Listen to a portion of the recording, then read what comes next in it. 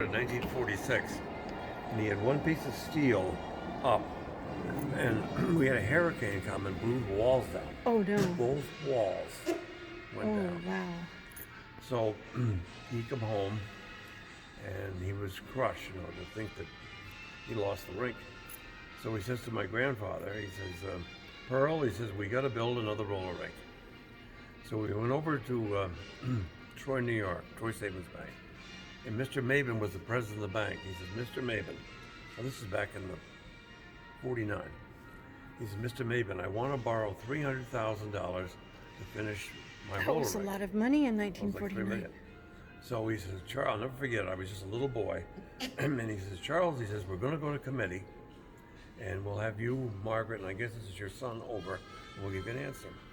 So 3 weeks goes by, we come over, and went over to Troy, and he says, Charlie, we got bad news for you.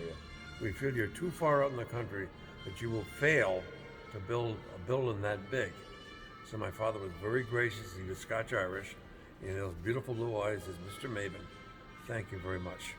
He come home, saw my grandfather. He said, Dad, we got to do it the hard way. We got to cut the lumber and build the rink. Wow. And they did.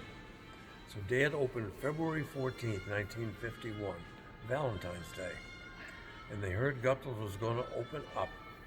And Dad was flat broke building this rink at that time. And there must have been 1,000 people lined up because he heard Guptill was going to Wow. open. I'll never forget, Dad turns the key in the door, turns around, looks towards the ladies' room down there. He says, Red, put away the sander, we're open. We were still sanding the floors, we opened. Wow. And now it's history. But the best part was, what a lesson I had with Dad. Mr. Maben come back, From the bank. and he was going up to Saratoga with his wife. My mother was in a little ticket office selling tickets, and he says, Margaret, I gotta go see Charlie. I want to go see him. My father always sat right here and put his skates on. And he says, he says, Charlie, I never thought you'd do it. If you ever want to borrow any money from the Troy Savings Bank, feel free to come over. And Dad looked him right in the eyes and said, Mr. Maben, you weren't there when I needed you, and no thank you. I don't need you now. Wow. Dad never went back to a bank. Oh wow. That's a story. That's quite a You're not story. kidding. Yeah. Wow. Yeah.